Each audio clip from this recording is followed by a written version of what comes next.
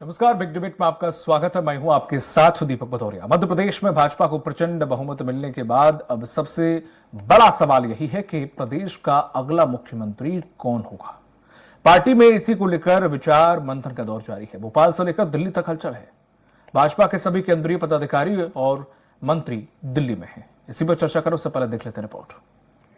BJP ने 163 सीटों पर जीत हासिल की है। सूबे में बीजेपी के शिवराज सिंह चौहान ही निवर्तमान मुख्यमंत्री हैं। लेकिन चुनाव में बीजेपी ने मुख्यमंत्री का चेहरा घोषित नहीं किया था, इसलिए अब पार्टी मुख्यमंत्री के लिए चेहरे की तलाश कर रही है। अब सवाल उठता है कि क्या शिवराज सिंह चौहान को एक बार फिर से सूबे की कमान मिलेगी या किसी नए चेहरे को मौका मिलेगा।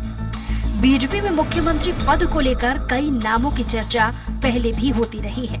अभी मुख्य तौर पर 5 नामों को लेकर सियासी गलियारों में चर्चा तेज है। हालांकि इसमें से एक बड़े नाम नरोत्तम मिश्रा को विधानसभा चुनाव में हार का सामना करना पड़ा है। बीजेपी के दिग्गज लीडर शिवराज सिंह चौहान मध्य प्रदेश के मुख्यमंत्री हैं। उन्होंने 4 बार मुख्यमंत्री पद की शपथ ली है। साल 2018 में उनकी अगुवाई में बीजेपी चुनाव मैदान में उतरी थी, लेकिन बीजेपी को मामूली अंतर से हार का सामना करना पड़ा था। हालांकि 15 महीनों बाद ही कांग्रेस में बगावत हो गई और बीजेपी फिर से सत्ता में आ गई थी। इस बार चुनाव में बीजेपी ने शिवराज सिंह चौहान को सीएम चेहरा नहीं बनाया था, लेकिन बीजेपी की इस प्रचंड जीत में उनकी योजनाओं की अहम भूमिका मानी जा रहा है। ऐसे में सवाल ये है कि क्या शिवराज सिंह चौहान को एक बार फिर से मुख्यमंत्री पद मिलेगा या किसी नए चेहरे को मौका मिलेगा। केंद्रीय कृषि एवं किसान कल्याण मंत्री नरेंद्र सिंह तोमर को मुख्यमंत्री पद के लिए सबसे बड़ा दावेदार माना जा रहा है। तोमर को मुरैना की तिमली सीट से जीत मिली है।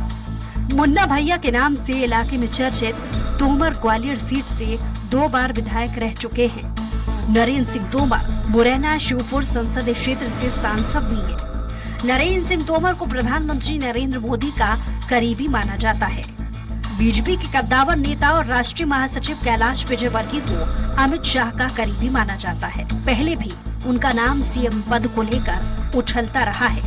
हालांकि वो सीएम की रेस में होने से इनकार करते रहे हैं। विजयवर्गीय ने इंदौर 1 सीट से जीत हासिल की है। उन्होंने कांग्रेस उम्मीदवार को 57,000 से ज्यादा वोटों से हराया है। विजयवर्गीय साल 1990 से लगातार 6 बार विधायक रहे हैं। मध्य प्रदेश में मुख्यमंत्री की रेस में प्रहलाद पटेल का नाम भी शामिल है। पटेल केंद्र सरकार में पर्यटन राज्य मंत्री हैं। वो नरसिंहपुर से विधानसभा चुनाव में जीत हासिल की है। प्रहलाद पटेल पहली बार विधानसभा चुनाव मैदान में थे। पटेल पहली बार साल 1989 में सिवनी से सांसद बने। साल 2003 में वाजपेयी सरकार में कोयला राज्य मंत्री रहे। फिलहाल प्रहलाद पटेल दमोह से सांसद है। प्रहलाद पटेल लोधी समुदाय से आते हैं। इस समुदाय में उनकी मजबूत पकड़ मानी जाती है। मध्य प्रदेश में विधानसभा चुनाव में पूर्ण बहुमत हासिल कर प्रचंड जीत दर्ज की है। इसके बाद पार्टी के दिग्गजों ने दिल्ली में डेरा डाल लिया है। इसी कड़ी में दिल्ली पहुंचे एमपी बीजेपी प्रदेश अध्यक्ष वी डी शर्मा ने केंद्रीय गृह मंत्री अमित शाह से मुलाकात करने पहुंचे। केंद्रीय गृह मंत्री अमित शाह से मिलने पहुंचे बीजेपी प्रदेश अध्यक्ष वी डी शर्मा ने अमित शाह का अभिनंदन किया। साथ ही फूल देकर मध्य प्रदेश में जीत के लिए शाह का आभार व्यक्त किया। बहरहाल सीएम की रेस को लेकर कई फेस सामने आ चुके हैं। वहीं सीएम शिवराज सिंह चौहान खुद को इस रेस से बाहर बता चुके हैं। ऐसे में देखने वाली बात ये होगी कि आला कमान क्या इन्हीं फेस में से किसी को मौका देता है या फिर सीएम का फेस कोई चौंकाने वाला सामने आता है। सलमान खान, स्वराज एक्सप्रेस। और इसी मुद्दे पर चर्चा करने के लिए हमारे साथ खास पैनल जुड़ा हुआ है। बीजेपी प्रवक्ता हैं राजपाल सिंह सिसोदिया। राजपाल जी, आपका बहुत बहुत स्वागत है। कांग्रेस प्रवक्ता हैं अमित शर्मा जी, आपका बहुत बहुत स्वागत है। और हमारे साथ हैं राजनीतिक विश्लेषक दिनेश निगम। दिनेश सर, आपका बहुत बहुत स्वागत है। जिस तरह से देखा जाए राजपाल सिंह जी, 2 खेमे बट गए हैं बीजेपी के अंदर, जिसमें से एक है कि मोदी के मन में एमपी या फिर मोदी की गारंटी, दूसरा है लाडली बहना। अब इस पे थोड़ी सी खींचतान चल रही है। जो ये कह रहे हैं, चाहे वो प्रहलाद सिंह पटेल हो या विजयवर्गीय जी हो, वो ये कह रहे हैं कि ये लाडली बहना का कमाल नहीं, मोदी जी का कमाल है। अगर होता तो फिर तो तीनों जगह होता है। अब यहाँ पर लाडली तीनों जगह कमाल हुआ है तो जाहिर सी बात है मोदी की गारंटी पर ही लोगों ने यकीन किया है। अब जाहिर सी बात है वो ये नाम लेना नहीं चाहते, उसका रीजन ये है कि अगर वो ये ले लेंगे तो वो कहीं ना कहीं उन्हें प्रमोट कर देंगे शिवराज सिंह चौहान को, लेकिन वो कहीं ना कहीं अंदर भी लालसा है या अंदर भी अपने उथल पुथल चल रही है सीएम बनने की। तो इसके पीछे क्या है, क्या लॉजिक है कि दो वो जो खेमे हैं, कौन सा खेमा क्या कहना चाह रहा है? देखिए, सफलता का जो गुलदस्ता है उसके अंदर सभी रंग के फूल है, जब भी वो गुलदस्ता बनता है। मैं आपको बताना चाहता हूँ, बहुत साफ स्पष्ट कहना चाहता हूँ कि हमारा जो संकल्प पत्र था उसके ऊपर लिखा था मोदी की गारंटी, भाजपा का भरोसा और राज्य सरकार की जन कल्याणकारी योजनाएं और विकास के कार्य। हम एक तरफ राज्य सरकार और केंद्र सरकार की जो गरीब कल्याण के काम थे, हितग्राही मूलक योजनाएं थे जिससे आम नागरिकों का जीवन स्तर ऊंचा उठ सके, उसमें एक लाडली बहना भी योजना है। इसी तमाम योजनाओं के साथ में मध्य प्रदेश के विकास के एक मॉडल को हमने जनता के बीच में ले जाकर प्रस्तुत करने का काम किया। जब मोदी जी मध्य प्रदेश की धरती पर आए तो उन्होंने शिवराज सिंह चौहान जी की सरकार अर्थात मध्य प्रदेश की भारतीय जनता पार्टी की सरकार, उस सरकार के द्वारा की जा रही योजनाओं की भूरी भूरी प्रशंसा करने का काम किया और वहीं यह विश्वास दिलाने में वो सफल हुए जनता के बीच में कि केंद्र सरकार की भी जो योजनाएं हैं उनका क्रियान्वयन भी, हितग्राही मूलक योजनाओं का क्रियान्वयन मध्य प्रदेश सरकार बेहतर तरीके से कर रही है। अर्थात डबल इंजन की सरकार जो मध्य प्रदेश में मुख्यमंत्री शिवराज सिंह चौहान जी के नेतृत्व में केंद्र की सरकार के बेहतर तालमेल के साथ में काम करने का हमने एक मॉडल पेश किया और उस मॉडल के ऊपर मध्य प्रदेश में बम्पर जीत मिलने का काम हुआ। अब बात अभी आपने कही थी कि भाई लाडली बहना योजना छत्तीसगढ़, और तो छत्तीसगढ़ में भी हमारे संकल्प पत्र में आप देखेंगे तो बेहतरी योजना को हमने वहाँ पे एक वचन देने का काम किया है, एक संकल्प लेने का काम किया है। उसके साथ साथ में राजस्थान में भी हमने, जब हम सरकार में आएंगे तो बहुत सारी महिलाओं के कल्याण की योजनाओं को हमने वहां करने का काम किया, परंतु अप्रत्याशित तरीके से बम्पर जो वो सीट मिलने का काम हुआ है।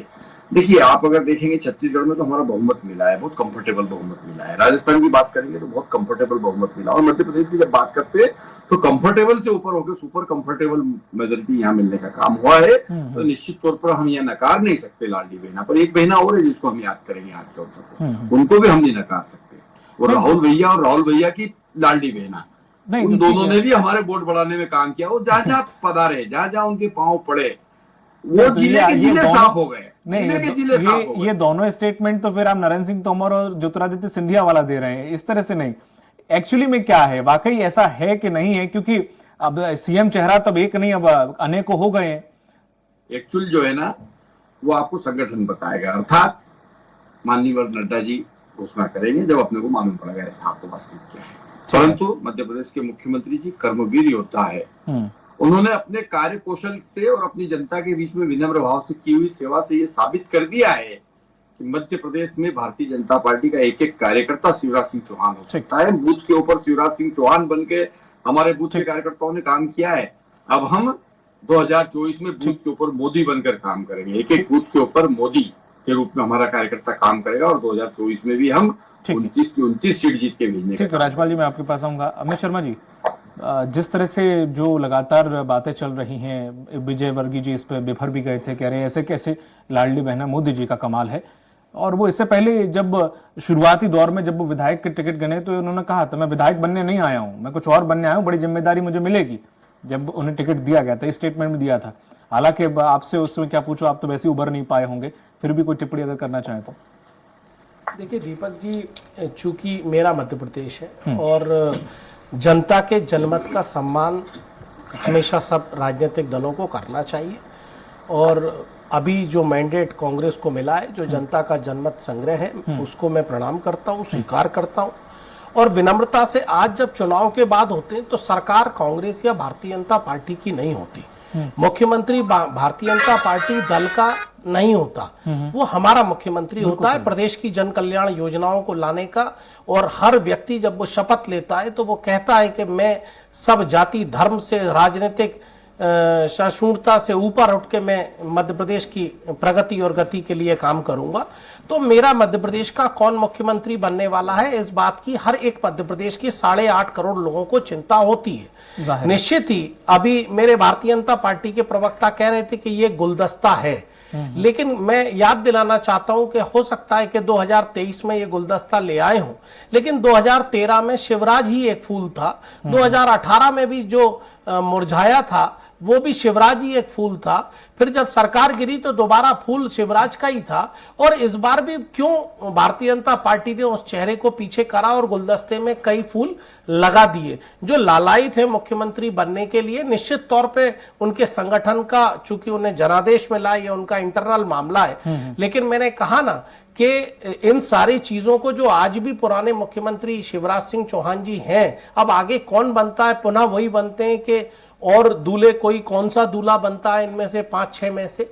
लेकिन 19,000 घोषणाएं जो मध्य प्रदेश में शिवराज सिंह चौहान जी ने करी हैं, और जो तमाम वचन, जो बातें जनता को देने के लिए शिवराज सिंह चौहान जी ने करी हैं, तो पेंडिंग योजनाओं को अगर पूरा नहीं करना होगा तो हो सकता है कि इनको दरकिनार, जैसे चुनाव में इनके फोटो को पीछे कर दिया, तो इसीलिए कोई दूसरा व्यक्ति लेके आ जाए और एंटी इनकम्बेंसी जो इनके आपस की बातें हैं उसको खत्म करने के लिए मध्य प्रदेश में एक नई तस्वीर को लाने का प्रयास करें। लेकिन मेरा बस इतना ये कहना है कि जो भी मध्य प्रदेश में जो भी मुख्यमंत्री आए या सरकार हमारी बने, वो मध्य प्रदेश के नौजवानों की, आज बढ़ते महिला के अत्याचारों की और तमाम और जो योजनाएं चल रही हैं उनका विस्तृत रूप हो और मध्य प्रदेश के आम नागरिक को उसका लाभ मिल सके। ठीक है निगम साहब, जिस तरह से एज अ मुख्यमंत्री का चेहरा, बेसिकली मध्य प्रदेश की हम बात करें तो जनता के दिमाग में शिवराज सिंह जो चेहरा ही आता है, एक छवि बैठा दी उन्होंने, एक मामा बना के। लास्ट में उन्होंने जितनी मेहनत की वो वाकई 167 के करीब उन्होंने सभाएं की हैं, जो सबसे ज्यादा है। हाँ 167 के करीब।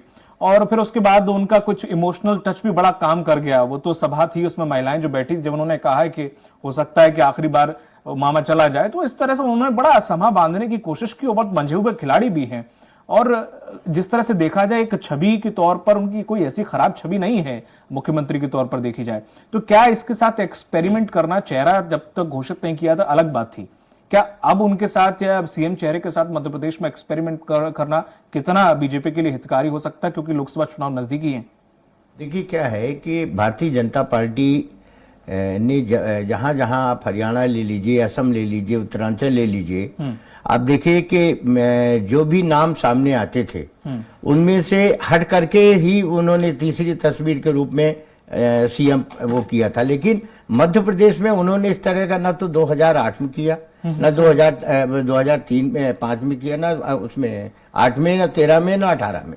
उन्होंने इस तरह से कोई निर्णय इसलिए नहीं लिया कि उनको मालूम है कि शिवराज जी ने एक अपनी अलग छवि बनाई है। इसमें कोई दो राय नहीं है कि भारतीय जनता पार्टी को इस बार जो अपार बहुमत मिला है उसमें 80% जो है योगदान शिवराज जी का भी है। उन्होंने लगातार बहुत लंबी सभाएं करी, कई सभाओं में वो गए, कई बार तो ऐसा हुआ कि उछल कूद भी मचाई उन्होंने समय को देखते हुए, मंच से कूदी, ऐसा हुआ वैसा हुआ।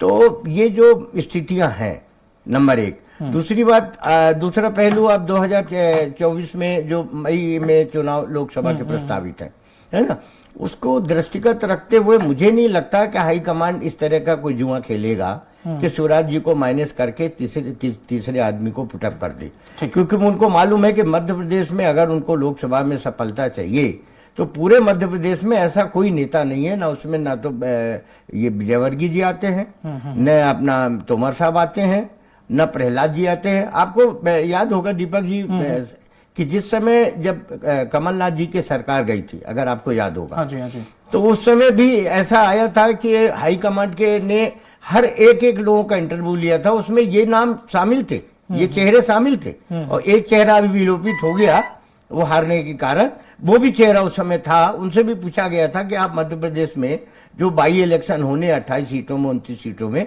आप उनमें से कितनी सीटें जिता के ला सकते? सबने हाथ उठा लिया।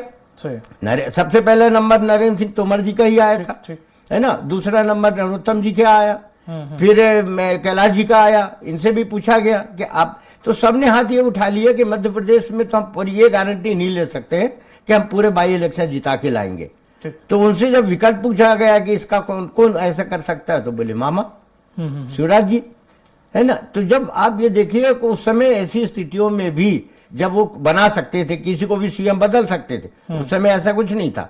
नया चेहरा ला सकते थे, पर नहीं लाए वो, क्योंकि उनको मालूम था कि अगर हमको आगे भी फाइट करना है, हमको सफलता लोकसभा में, मेन देखिए हाईकमांड का जो टारगेट है भारतीय जनता पार्टी के नेताओं का, जो दो बड़े नेता है, उनका मेन टारगेट जो है 2024 है, बिल्कुल सही, दिल्ली की कुर्सी है, ठीक है, और वो दिल्ली की कुर्सी को देख करके निर्णय लेंगे। इसलिए मुझे ऐसा लगता है कि शिवराज जी हर पंक्ति में आगे हैं और आगे ही रहेंगे। ठीक है, निगम साहब मैं आपके पास आऊंगा। भार्गव जी, जिस तरह से देखा जाए मुख्यमंत्री के तौर पर जितना फ्लेक्सिबल नेता मध्य प्रदेश के अंदर शिवराज सिंह चौहान है, उतना कोई किसी की छवि है भी नहीं और दिखता भी नहीं है कि वो एक तरफ एकदम तुरंत कहते हैं जिंदा गाड़ दूंगा, माफिया को खत्म कर दूंगा, बुलडोजर चला दूंगा, एक उनका ये चेहरा भी दिखता है, और तुरंत कुछ ऐसी सिचुएशन आती है तो तुरंत वो पैर भी धोने लग जाते हैं। और मुझे नहीं लगता कि कोई भी नेता ऐसा है कि इतना फ्लेक्सिबल हो कि वो एक तरफ ये भी छवि रखे, दूसरी तरफ इतना भी डाउन टू अर्थ भी चला जाए। देखिए ऐसा है, ये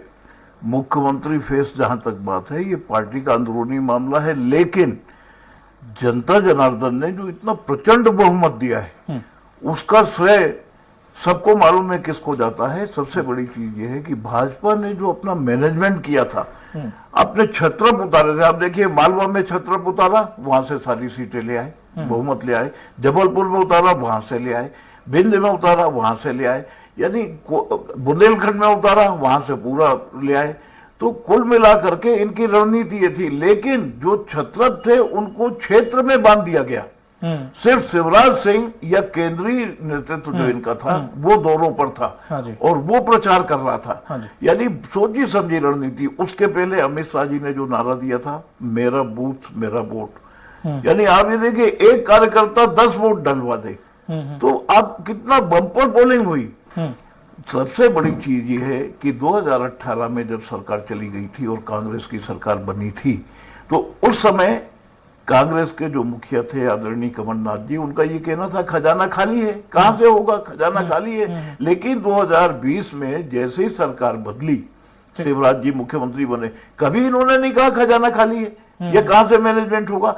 तो बेस्ट मैनेजमेंट जो जानता है, प्रबंधन जिसको कहते हैं, उन्होंने कितनी योजनाएं लाए, लाडली बहना लेके आए, सबसे पहली बार जब आए थे लाडली लक्ष्मी लेकर के आए थे। अभी उन्होंने कहा कि मैं अभी लाडली को अभी फिर लखपति बनाऊंगा, एक योजना और लाने वाले हैं। तो अभी जहां तक लोकसभा चुनाव है अप्रैल मई तक, तब तक तो पार्टी संगठन भी कतई नहीं चाहेगा कि आज जो जमावट हुई है उसमें बिखराव हो, और शिवराज सिंह को ही मुख्यमंत्री बनाया जाएगा। इसलिए मैं जहां तक अपने विश्लेषण से समझ सका हूं, क्योंकि जो जमावट, जो मजबूत संगठन शिवराज ने खड़ा किया है, वो बिखरने से बचाने के लिए लोकसभा चुनाव तक, उसके बाद शिवराज जी चूंकि बहुत अच्छे मैनेजमेंट वाले एक्सपर्ट हैं, तो इनको किसी और जगह इनके मैनेजमेंट का उपयोग करेंगे। तो कुल मिलाकर के अभी भी देखिए जयंत मलैया जी जीत करके आए हैं, इन्होंने 2018 में कहा था कि मैं तो खाली खजाना छोड़कर आया हूं। तो इसमें कोई भी ऐसा छत्रप नहीं है, चाहे वो विजय वर्गीय जी हों, चाहे वो नरेंद्र तोमर हों, और चाहे वो क्या बोलते हैं सिंधिया जी हों या प्रहलाद पटेल हों, कि इनको सर्वमान्य चेहरा हो प्रदेश में। और जहां तक मैं समझता हूं इनमें से कोई ऐसा नेता नहीं जो पब्लिक के बीच में उतर जाए, बिल्कुल सही है, जैसा शिवराज जी करते हैं। बिल्कुल सही। तो कुल मिला करके ठीक है, मैं अमित जी आप ही के पास आ रहा हूं। पहले राजपाल जी, राजपाल जी जिस तरीके से एक हवा ये भी है, जैसे कि उत्तराखंड में हमने देखा, हमने उत्तर प्रदेश में भी देखा कि हमने एक संगठन से कोई ऐसा व्यक्ति बिठा दिया जो कि बिल्कुल लोगों की सोच से भी परे था। तो क्या कुछ ऐसा भी देखने को मिल सकता, क्योंकि एक्सपेरिमेंट आपके दिन ब दिन बढ़ते जा रहे हैं इस तरीके के खतरनाक वाले? देखिए एक्सपेरिमेंट वहां होते हैं जो एक्सपेरिमेंट करने की जगह होती है। मध्य प्रदेश एक्सपेरिमेंट करने की जगह नहीं है। मध्य प्रदेश में कोई प्रयोग नहीं हो सकता, क्योंकि यहाँ लोकसभा सीटें ज्यादा है। नहीं, यह जो जगह है, नहीं सबसे ज्यादा यहाँ मध्य प्रदेश में भारतीय जनता पार्टी का जो संगठन है वो श्रेष्ठतम संगठनों की गिनती में आता है। इसलिए बहुत प्रयोग की आवश्यकता नहीं है, क्योंकि यहाँ जो लोग अभी काम कर रहे हैं, जो टीम है, ये एक संगठन का काम करते करते इतने लंबे समय से सब लोग काम कर रहे हैं, और वो फिर काम करते करते यह पर्याय बन चुके हैं सब लोग पार्टी के। ऐसा बहुत ज्यादा प्रयोग करने की यहाँ आवश्यकता इसलिए भी नहीं मैं समझता हूँ कि माननीय मुख्यमंत्री जी ने भी जिस प्रकार से मध्य प्रदेश के अंदर जो सरकार चलाने का काम किया, उन्होंने सरकार नहीं चलाया, वो खुद कहते हैं कि ये सरकार नहीं, मैंने परिवार चलाया। वो कहते मध्य प्रदेश मेरा मंदिर है, यहाँ की जनता मेरी भगवान और मेरी पुजारी। तो इस भाव से जो काम करने का काम कर रहे थे, निश्चित तौर पर कहीं ना कहीं हम कह सकते हैं कि उन्होंने यहाँ की समाज से, यहाँ के मतदाताओं से रिश्ता बनाने का काम किया। मैं एक बात कहना चाहता हूँ आपके माध्यम से। इस देश की पॉलिटिक्स को अगर हम देखें, अध्ययन करें, तो हम पाते हैं कि एक दौर वो था जब नेहरू जी को चाचा करके संबोधन हुआ था पूरे देश भर के अंदर, और आज मुख्यमंत्री शिवराज सिंह चौहान जी ऐसे व्यक्ति है जिनको पूरे प्रदेश में लाडली बहना अपना भाई बोलती है और बच्चे सब मामा बोलते हैं, और मामा के रूप में पूरे देश भर में आज मुख्यमंत्री जी जाने जाते हैं। ये एक दूसरे ऐसे नेता है इस देश की राजनीति में जिन्होंने समाज से रिश्ता बनाने का काम किया और उसमें सफल हुए और लोकप्रियता प्राप्त करी इस नाते। तो मेरा ऐसा सोचना है, मानना है कि भारतीय जनता पार्टी में कई सारे हमारे ऐसे नेता है जो शिवराज सिंह जी चौहान जी के साथ काम किए हुए। केंद्र के भी कई सारे नेता ऐसे जिन्होंने शिवराज सिंह चौहान जी जब केंद्र में, मुझे अच्छे से याद है, युवा मोर्चा के जब राष्ट्रीय अध्यक्ष हुआ करते थे तब हम जिला अध्यक्ष थे उज्जैन में, और हमने साथ में काम करा। तो उस समय राष्ट्रीय स्तर पर भी हमने छवि देखी माननीय मुख्यमंत्री जी की। ये बहुत पार्टी की विचारधारा को आगे बढ़ाने वाले नेता है, कर्मवीर योद्धा है, लगातार मेहनत करने वाले व्यक्ति। अमित जी, मैं दीपक जी इस बात को कहना चाहता हूँ कि जिस तरीके से मैंडेट आया, लोगों ने कहा कि लाडली बहनों का वो था, अचानक जब सुबह होती है मैंडेट होने के जनता के जनादेश के बाद, तो शिवराज का एक बड़ा चेहरा जनता के बीच महिलाओं में आकर एक चीजें आशीर्वाद लेने का होता है। लेकिन ये देखने में आया कि जब मैंडेट पूरे राज्यों का हुआ और प्रधानमंत्री जी जब भारतीय जनता पार्टी के दिल्ली के कार्यालय में आए, तो संचय इस बात पर पैदा हो गया कि प्रधानमंत्री जी ने कहा कि मध्य प्रदेश के मन में मोदी है, और शिवराज जी जीतने के बाद भारतीय जनता पार्टी कार्यालय से निकले तो ये उन्होंने कहा कि मैं अपनी बहनों को प्रणाम करता हूं, ये योजना लाडली बहना के कारण ये परिवर्तन हुआ है। लेकिन इस बात का, लाडली बहनों का जिक्र मध्य प्रधानमंत्री जी ने और ना नाम में किसी का नाम मध्य प्रदेश के नेताओं में नहीं लिया। तो मैं समझता हूं कि इससे उस दिन से संचय प्रधानमंत्री जी के बोलने से भारतीय जनता पार्टी में भी पैदा हो गया। भले ही सिसोदिया जी कह रहे हैं कि सर्वमान्य नेता हैं, चूंकि वर्तमान में वो मुख्यमंत्री हैं, तो अब इस निर्णय की आवश्यकता का संचय इसलिए पैदा हुआ कि प्रधानमंत्री ने इन पंक्तियों के किसी नेता का और खासकर शिवराज जी का नाम नहीं लिया उन्होंने, कि शिवराज जी की लाडली बहना के कारण या शिवराज जी के कारण मध्य प्रदेश में सरकार लौटी है। उस दिन से इसमें मैं समझता हूं कि मध्य प्रदेश का जो भी मुख्यमंत्री बने वो इस बात का ध्यान रखेगा कि मध्य प्रदेश की 8.5 करोड़ जनता का कैसे लाभ हो सके, जन कल्याण योजना का उनका लाभ उनको मिल सके, और मध्य प्रदेश एक स्वर्णिम और प्रगति पर उन्नति मध्य प्रदेश की ओर आगे बढ़ सके। ठीक है निगम साहब जी, जिस तरह लोकसभा चुनाव नजदीक है जी, आपके अकॉर्डिंग शिवराज सिंह चौहान को थोड़ा सा हम साइड में रख देते हैं, ठीक है जी, उनका नाम चूंकि लिया नहीं गया, कई बार मंचों से भी नहीं लिया गया, तो हम थोड़ा सा साइड में रख देते हैं उन्हें। अब कौन से ऐसे फेस हैं जो कि बीजेपी के लिए लोकसभा चुनाव को इजीली निकाल सकते हैं और मध्य प्रदेश की राजनीति को भी आगे विरासत के तौर पर बढ़ा सकते हैं? ऐसा कोई एक नाम थोड़ा संक्षेप में। देखिए क्या है कि ये जो 5-6 नाम आए उसमें एक नाम आपने शायद जोड़ा नहीं, उसमें बीडी शर्मा का भी नाम जोड़ के रखिए, वो भी इसके दावेदार में से वो भी है ना। अब चूंकि पार्टी के प्रदेश अध्यक्ष भी हैं वो, और उनके नेतृत्व में विधानसभा में अभूतपूर्व बहुमत मिला है उनको, तो अपन ये इस बात को नजरअंदाज नहीं कर सकते कि आने वाले लोकसभा चुनाव में वो कहीं उनका नेतृत्व कहीं फेल हो जाएगा, है ना, क्योंकि उन्होंने पूरे मध्य प्रदेश का अनुभव कर लिया। कार्यकर्ताओं में उनकी जो एक पकड़ उन्होंने बनाई, कार्यकर्ताओं में जिस तरह से उन्होंने अपना एक ऊर्जा पैदा करी, तो उससे अपन ये कह सकते हैं कि मध्य प्रदेश में बीडी शर्मा ने भी अपनी एक जगह बनाई है। और धोखे से भी अगर शिवराज जी को माइनस किया जाता है तो बीडी शर्मा पे ये विश्वास किया जा सकता है कि आने वाले लोकसभा चुनाव में वो एज ए प्रदेश अध्यक्ष या हो सकता है कि मुख्यमंत्री के रूप में वो जो है सफलता दिलवा पाए, ऐसा मेरा मानना। ठीक है, अवधेश भार्गव जी, सेहरा एक है, दूल्हे 5-6 हैं, तो क्या वैसे उत्तर प्रदेश की तरह यहाँ पर भी हो सकता है कि 2 डिप्टी सीएम या 3 डिप्टी सीएम हो जाएं, बाकी एक मुख्यमंत्री रहे? हो सकता है कि ये भी देखने को मिल जाए, साधना तो है ही है लोकसभा चुनाव में। ये देखिए, ये जनता ने अपना निर्णय दे दिया है, अब मुख्यमंत्री को उन्हें निर्णय पार्टी को देने दें अपन, ये ज्यादा बेहतर होगा। और जहां तक संभावना पे तो बात कर ही सकते हैं, संभावना शिवराज सिंह जी की ज्यादा है, इसलिए कि पहला बधाई जो पहली शिवराज जी को प्रधानमंत्री मोदी जी ने दी थी, अगर उनको संशय था कि शिवराज को नहीं करना है यानी शिवराज जी के कामों की प्रशंसा के वजह से ही तो बधाई दी ना। और भी बड़े छत्र थे उनके, उनको बधाई देते, लेकिन सबसे पहली बधाई शिवराज सिंह चौहान को प्रधानमंत्री मोदी ने दी थी जीत की। चूंकि समय समाप्त हो चुका है, इसलिए बहुत बहुत शुक्रिया आपका राज्यपाल जी, आपका अमित जी, आपका और अवधेश भार्गव सर, आपका दिनेश निगम सर, आपका, आप चार लोगों का बहुत बहुत शुक्रिया इस पर चर्चा में शामिल होने के लिए। लेकिन इस वक्त की बड़ी खबर आ रही है नरसिंहगढ़ से, जहां पर बोरवेल में गिरी है 5 साल की बच्ची। जी हाँ, पिपलिया रसोड़ा गांव की घटना बताई जा रही है। कुछ दिन पहले ही कराया था यहाँ पर 300 फीट गहरा बोर, जिसमें 30 फीट पर ये बच्ची अटक गई है। इस वक्त की बड़ी खबर नरसिंहगढ़ से हम आपको बता रहे हैं, जहां पर एक 5 साल की बच्ची बोरवेल में गिर गई है। इस वक्त की बड़ी खबर हम आपको बता रहे हैं, जहां 300 फीट गहरा ये बोरवेल है, जिसमें 30 फीट पर जाकर ये बच्ची अटक गई है। पिपलिया रसोड़ा जो गांव है, वहां का ये पूरा वाकया बताया जा रहा है। ये तस्वीरें भी सामने आई हैं, जहां पर इस बच्ची को देखा जा रहा है। 30 फीट की तकरीबन गहराई पर ये अटकी हुई है। इस वक्त की बड़ी खबर नरसिंहगढ़ से हम आपको बता रहे हैं। ये तस्वीर देखिए, जहां पर ये बच्ची दिखाई दे रही है, जो कि फंसी हुई है।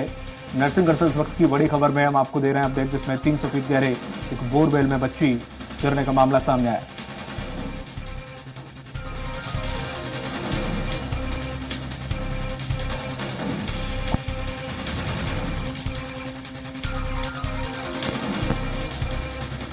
और ये पहला वाकया नहीं है मध्य प्रदेश में, लगातार ऐसे हर 2 या 3 महीने में इस तरह के वाकये देखने को मिल रहे हैं। प्रशासन सख्ती बरतता है कि कोई भी बोरवेल इस तरह से जो सूखा हो वो नहीं खुला छोड़ सकते हैं, लेकिन उसके बावजूद भी कोई भी यहाँ पर जमीनी स्तर पर इसका आदेश का पालन होता हुआ नहीं दिखाई दे रहा है। लगातार हर या दूसरे तीसरे महीने में कोई ना कोई ऐसा वाकया, एक ऐसा देखने को मिलती है, ऐसी घटना जहां पर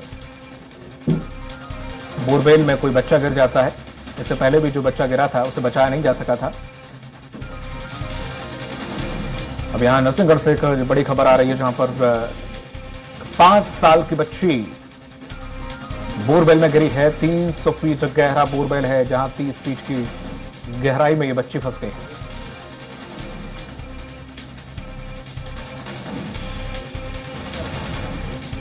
अब एक जानकारी से जुड़ गए हैं सहयोगी सुरेश नांगर। सुरेश, क्या कुछ अपडेट? सुरेश, अपडेट क्या कुछ? तो जो कलेक्टर एसपी मौके के लिए निकल हुआ, जहाँ पर वो बच्ची बोरवेल में गिरी है, वहाँ से के लिए कलेक्टर एसपी भी निकल चुके हैं। अभी वर्तमान में जीते हुए विधायक भी कुछ 5 मिनट में ही पहुंचने वाले हैं, और अभी रेस्क्यू टीम के लिए भी सभी जगह सूचित कर दिया गया, तो वो भी जल्दी से जल्दी टीम निकल रवानगी हो रही राजगढ़ से। ठीक है, नजर बनाए रखिए, पल पल के अपडेट आपसे लेते रहेंगे। शुक्रिया।